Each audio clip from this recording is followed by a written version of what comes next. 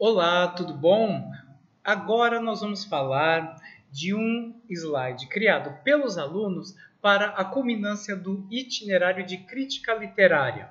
Bem, durante esse itinerário nós vimos algumas formas de se realizar a crítica literária e eles escolheram uma dessas formas para falar de uma obra bastante presente nos concursos vestibulares do Brasil, que são os sermões do Padre Antônio Vieira, que é um dos símbolos do Barroco. Então nós vamos ver como é que eles efetuaram esse trabalho com algumas explanações minhas, claro. Vamos lá então.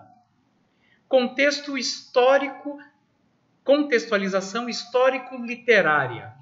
Então, eles escolheram qual tipo de análise dessa obra?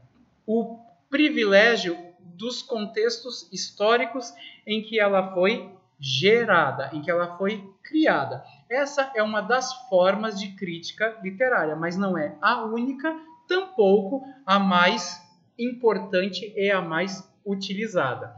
Então, eles vão pegar o trecho do Sermão aos Peixes, que é do Padre Antônio Vieira, símbolo do barroco brasileiro no século XVII, nos anos de 1600 aqui no Brasil. Aí eles pegaram uma gravura do Padre Antônio Vieira, que era um grande defensor dos indígenas. Só que, por um lado, ele condenava os negros e os largava sob o jugo da escravidão. Porque o Padre Antônio Vieira explica que os negros eles eram descendentes de Cã, um dos filhos de Noé, que foi amaldiçoado porque viu o pai nu e chamou os outros irmãos para, digamos, tirar sarro. Logo, como punição para essa falta de respeito com seu pai, que, embora estivesse bêbado e dormindo, Cã teve a sua pele enegrecida e, por causa disso também, ele foi condenado a ser servo dos seus irmãos. O Padre Antônio Vieira, aí eles criaram o quê?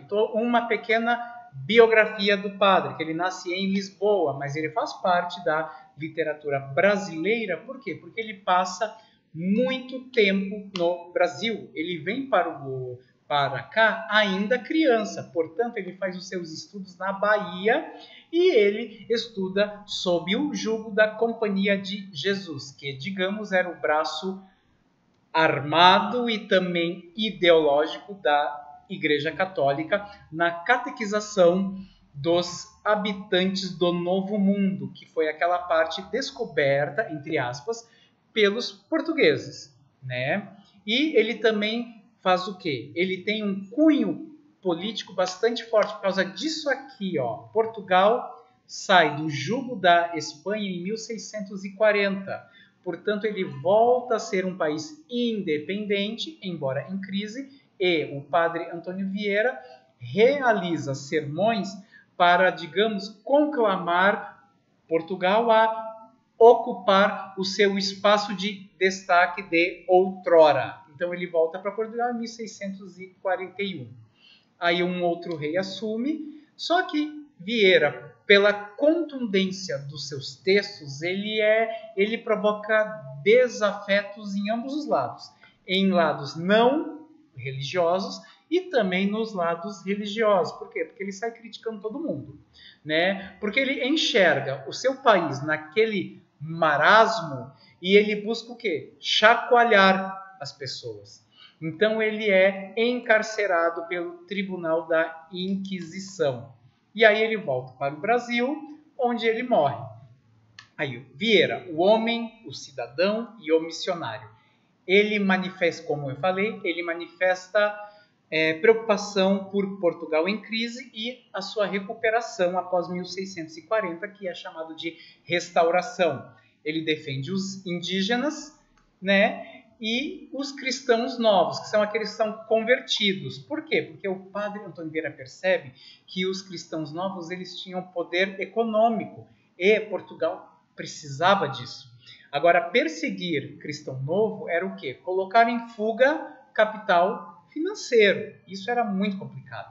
Então, a defesa dos cristãos novos é feita numa atitude humanitária, patriótica e solidária com a companhia de Jesus. Mas também tem o viés econômico. A literatura de Vieira tinha aquela função lúdica, por quê? Vieira é um escritor barroco, mas ele se notabiliza pelo intenso jogo de ideias. Então ele era um conceptista. Ele fazia parte de uma linha barroca chamada conceptismo, aquele que brinca com os conceitos. Conceitos que se opõem, conceitos que, embora estejam ali, eles não funcionam por causa que há um outro conceito contrário a ele. A literatura barroca, de uma forma geral, ela é muito complexa. Ela é bastante, digamos, paradoxal. Ela usa muitos paradoxos, ou seja, ideias contrárias que se auto-excluem e também usam antíteses, aproximações de dois polos contrários. Se a função da literatura para o Antônio Vieira era lúdica, porque ele se preocupava muito com a forma escrita, é a arte da forma sobre o conteúdo, mas também tinha uma função didática, de ensinamento para grandes massas, uma prosa moralizante. O barroco, aí os alunos colocaram aqui uma síntese muito bem feita, curta, mas extremamente sintética do que seja o barroco, final do século XVI e início do século XVIII. A literatura barroca preocupa-se com a representação do belo na figura humana, fazendo recurso a uma linguagem de estrutura complexa. Só que era uma coisa o quê? Dual. Deus, homem, espírito versus matéria. Então ele exibe o quê? Excesso, exuberância e dinamismo, ou seja, sequências de ações. Agora, a obra em si do padre Antônio Vieira, realidades fortemente vividas. Tudo aquilo ele estava percebendo, ele estava sentindo. A palavra falada ou escrita para ação, função pedagógica. Vieira é muito popular e os seus sermões, referência para o público e serve de modelo para outros oradores. Agora o Vieira, observador crítico. Fatos políticos, diplomáticos e governativos. Vieira lança o seu olhar crítico e emite pareceres. Propõe medidas, dá conselhos e também relata como ativo na sua sociedade. Então, esse sermão específico que eles escolheram, de Santo Antônio aos Peixes, que o Santo Antônio ele fala aos peixes. Só que é a personificação do quê? Dos peixes com os seres humanos, né? Aí eles colocaram um trecho muito bem selecionado. Vós, diz Cristo, Senhor nosso, falando com os pregadores, sois o sal da terra. E chama-lhe sal da terra porque quer que façam a terra o que faz o sal. O efeito do sal é impedir a corrupção, mas quando a terra se vê tão corrupta como está a nossa, havendo tantos nela que têm ofício de sal, qual será ou qual pode ser a causa desta corrupção? Ou é porque o sal não salga, ou porque a terra se não deixa salgar, ou é porque o sal não salga e os pregadores não pregam a verdadeira doutrina, ou porque a terra se não deixa salgar e os ouvintes, sendo verdadeira a doutrina que eles dão, a não querem receber. Então ele faz o quê? Comparações intensas. O quê? O sal da terra é o quê? É a pregação. Porque o sal na terra impede que haja o quê? Que haja contaminação da terra.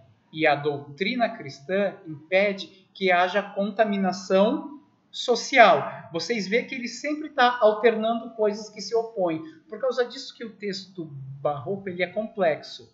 O sal impede a corrupção. A doutrina também impede.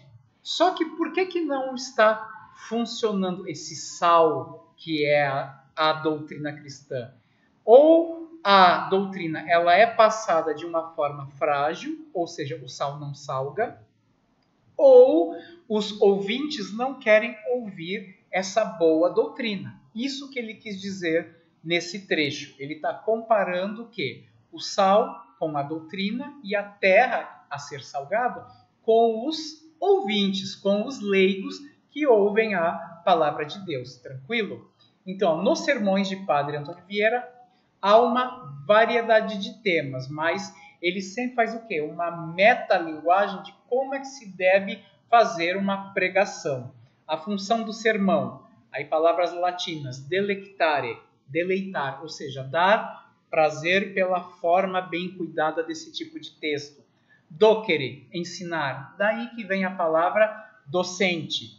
Movere, mover alguém daquele seu lugar padrão. Tranquilo, gente? Espero que tenham gostado deste slide feito pelos alunos da segunda série B. Muito obrigado e até a próxima.